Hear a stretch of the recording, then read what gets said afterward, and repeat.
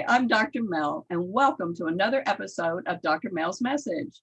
Today's author is very interesting, and we're going to take a little trip back into his nostalgia to the year of 1963. Why? Well, I'm going to let my author tell you about not only why 1963, but about his book that takes place in 1963. Today's author is Frederick Kramer. Welcome, Frederick. How are you? How are you, dear? How's everybody? Oh, we are doing great. And, we're down here in the good old South and we're enjoying the wonderful weather right now. But what I really want to talk about, let's talk about you first and your book. So tell my audience just a little bit about who is Frederick Crane. Well, I am many people, depending upon what moment of my life you're asking about. So back to 1963, which is sort of a focus today, I was in the Amazon jungle, my first voyage there, and I was only about 22 years old at the time. And I had made a big decision in my life to leave law school at George Washington University in Washington, D.C. And I went to chase a dream, you might say, to find myself. And I went out of the country, my first visit outside the United States. And I went to visit pen pals of mine in Lima, Peru. I had met these people in San Francisco before when I was going to see law schools. And I was out in San Francisco looking at Stanford and the Hastings College of Law. And we met on a Gray Line sightseeing bus taking a tour of San Francisco. And the name of the people was the Zamoras, the Zamoras. And well, that's what happened to me around 1961 when I was interviewing for law schools. And when I made the decision to leave law school, I wrote them and they said, come on down here to Lima and do what you'd like. And on the way down to Lima, my plane stopped in Quito, Ecuador.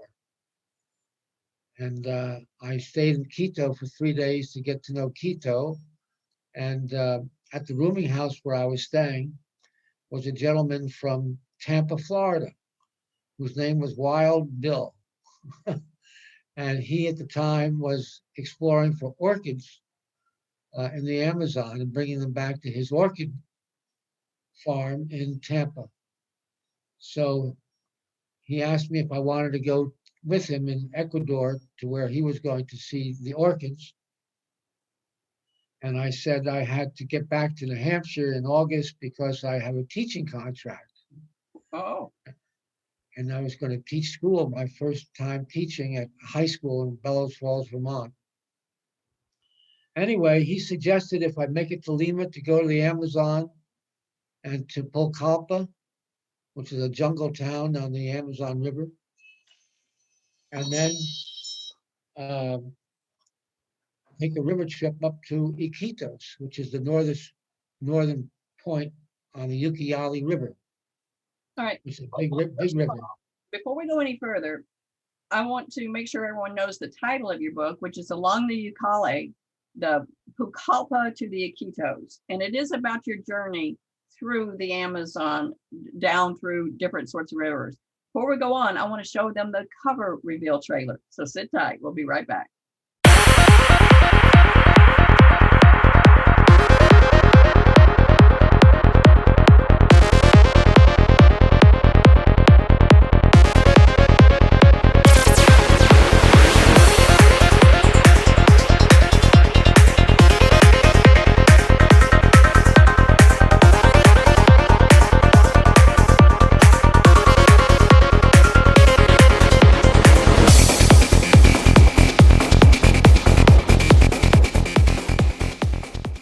Now we're back. This book, Frederick, is, well, it intrigues me. Number one, because anything during the 60s intrigues me. But number two, I've always wanted to do the Amazon and the Amazon River. So when your writing, you transport us there. Is that correct? Yes. Well, what are some of the things that we're going to find out in the book? Well, there's a lot of things in the book. First of all, I suggest everybody reads the book. But on the voyage to go, well, first of all, when I went, I thanked Wild Bill for his suggestions. I had no idea I was going to end up there, although it was a focus of mine. And when I went to Lima to see my friends after about a week in their company, they asked what I was going to do, and I said, I think I'm going to go to the Amazon, to Pucallpa. And their mouths opened up in disbelief that a gringo from the north was going to be going down there at a tender age of 22. But I did do that, and I flew on a DC-3 from Lima into the jungle. And that's where the journey begins. And before I left on the trip, which took a week before the boat left, my young custodian who met me at the little rural airport took me to a lagoon, a beautiful lagoon called Yarina Cochina. And I described that in the book, about a beautiful day we had gliding along the lake in Yarina Cochina. That was a very special day. And then when we get on the boat finally after a week, we had many fascinating experiences. I did. And I had a roommate in the cabin, the private cabin I had on board. And his name was Leo. And he was from Australia. And he was about 10 years older than me. He was in his early 30s. And he left his job for He was in his to early go looking what? for gold. Okay. He was going to look for gold in the Amazon, in the Peruvian Amazon, or and the Colombia. So he and I became best of friends very fast. You meet people quickly in the jungle, and you have to make decisions very quickly, whether you like somebody or don't like somebody. But your decisions are almost instantaneous. So the story becomes Leo and my encounters in the Amazon, and of which there are many. Now, Leo is from Australia. Is that correct? Yes. Okay. Go ahead. Next question. Yeah. Now you. No, what did you discover most about the native people during your travels? Well, what caught me most, and this is back in 1963, which is ancient history today. That's almost 50 years ago, 60 years ago. First of all, life there where I was, it was like here in the 1940s. So the people were very simple and very beautiful. And most of them spoke Quechuan. They didn't even speak Spanish. They spoke Quechuan, which is an old Incan dialect mixed with Spanish. Do you speak Spanish? And I speak Spanish, and now I speak Portuguese because I lived in Brazil for 10 years subsequently. You didn't have a hard time really understanding what they said then? I figured things out through a combination of sign language and yapping. Wow. Okay. And so conversations were short and small, but to the point. Wow. What is the most memorable thing that you experienced during your travels? Well, a lot of it was in my own head because I was going there not only to find the Amazon or be in the Amazon, discover new feelings and emotions, but also to clear my head of all that I had endured in the United States for the first 22 years of my life. Wow. So I was really on a mission to find myself.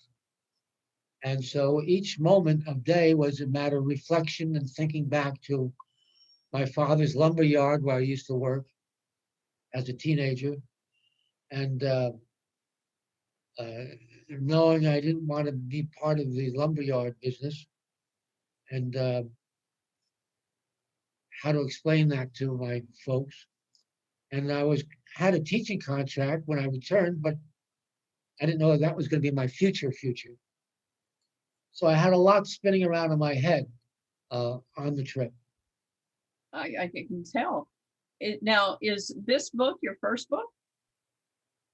No, I've written other books. I subsequently, in 1973, wrote a book called The White House Gardens. Okay. And that book, I gave the first copy to Mrs. Nixon, who wrote a preface for the book. And I gave her the first copy of The Rose Garden at the White House. Wow. How'd you manage that? Well, at the time, I had a publishing company called Great American Editions. I was living in New York City. And I was asked to accompany an artist, Harold Sterner, to Washington, where he was going to have an exhibition at a gallery. And Harold Sterner was a wonderful conversationalist, aside from being a very talented artist. And but he had polio. He contracted polio when he was in Mexico. So I helped him with his wheelchair and other items on the train. We took the train down to Washington. And on the way down, this is around 1971, he was reflecting that 1976 was around the corner, 200th anniversary of the United States. So he was wondering whether there was something that he and I might do with our two heads for that occasion. And somehow, as we got closer to Washington, D.C., the White House came into mind. And he dwelled on the fact that maybe we should do something with the gardens. So the thought laid in my head. And when we got back to New York after his exhibition, after 4 or 5 days, I wrote a letter to the White House and to the curator of the White House. And he took my idea to Mrs. Nixon, who gave her approval for the book. And that's how it all began. Wow. That's incredible. I mean, Yes, and what was it? What was even more incredible? Do that, and you've done it, and you've lived it. Yes, and about a month or two later, on a hot July day, Harold Stern and I went back to Washington, and I'm wheeling him around the White House gardens, and he's taking drawings of what he saw. So we did that 2 or 3 different times and got to know the White House florist very well and other members of the White House staff. And it became a very interesting book, which is still on sale on Amazon. Wow. That's really impressive. Oh, I don't even know what to say. Do you have any future books coming? Yes, I do. When I was in Brazil for 10 years, I became involved and had a television show with a woman named Kate Lira, who was actually an American but married a very famous Brazilian songwriter named Carlos Lira, and a guitar player, wonderful guitar player. So we had the first English-speaking talk show in Brazil on television. This was around 1992, 1992. And American Express sponsored the show, and we did it at the Coco Cabana Palace Hotel in Rio. The famous Coco Cabana? Yes, the famous Coco Cabana. And I lived between Copacabana and Ipanema. So every morning I would flip a coin as to what beach I should go to.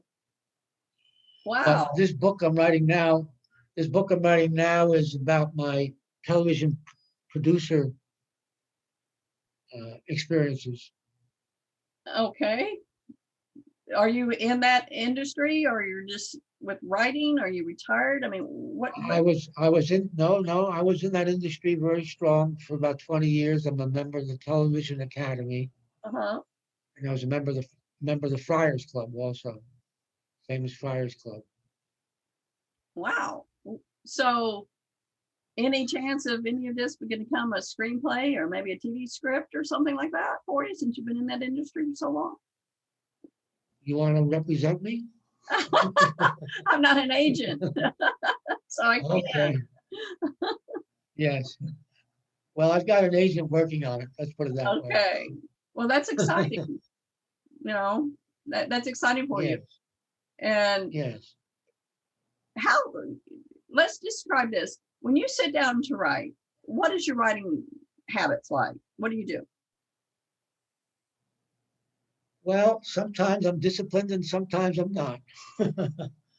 To be a writer, you got to sit your butt down and write. So I like to write in the mornings, somewhat early, 7, 8 o'clock. Okay. And I sit at the computer. I sit at the computer. I open it up, and I might just think for a minute or two before I write something. And then I may have had a thought the night before, which I've written down, which I start off with a thought right away and go from there. But you do got to sit down to write, no question about it. Oh, But definitely. of course, sometimes you just don't want to and you don't. All right.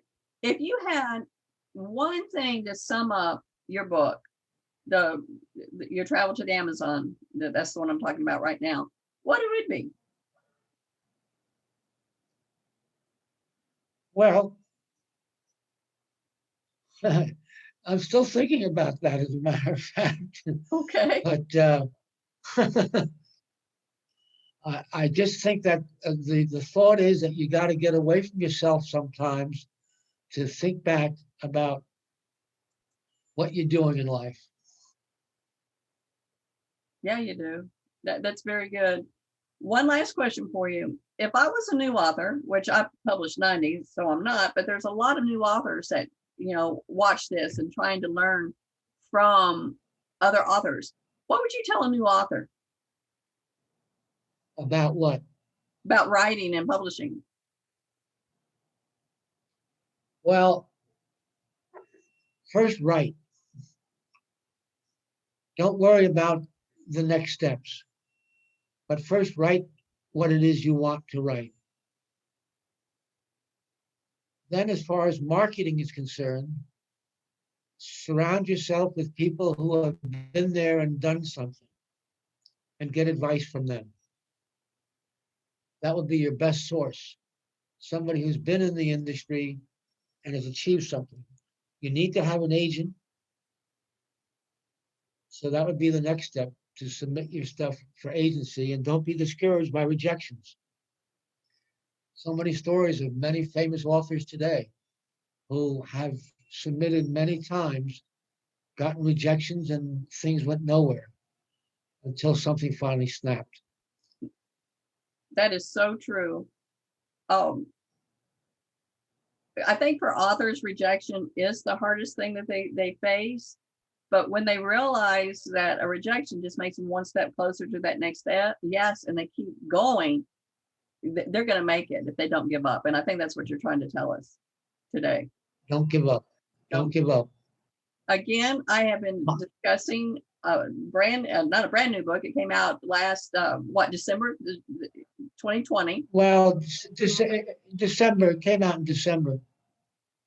Right, came out in December.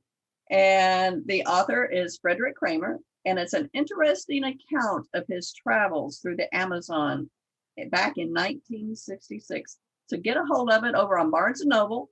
And I'll have that link for you down below. So just click it after you see this and get a hold of this book. I want to not only thank you, Frederick, for coming on today with Dr. Smell's message, but Strat Advertising for bringing you to me. And with that, go ahead. I just want to say a little note. This book took me 4 years to write. How many years? So it wasn't 4 years. Okay. I took a memoir writing class at the Fort Arts Society in Palm Beach. with a wonderful professor. And I took weekly classes for about a year and a half. And then I set it aside for a while, came back to it, wrote more, rewrote, and it took 4 years for it to happen. So it does not happen overnight. No, it doesn't. I think anybody that has published can testify to that. And that goes back to what you were trying to tell some of the younger kids about not giving up. You know, pursue your dreams, don't give up, and have faith in yourself. And I think that's a beautiful message that you have sent for not only the listeners, but to the new authors. So again, I thank you, Frederick, for that. Okay, and I've made 4 other trips to the Amazon subsequently, but they were in the Brazilian Amazon under different circumstances. You're going to write about those? Possibly. Possibly.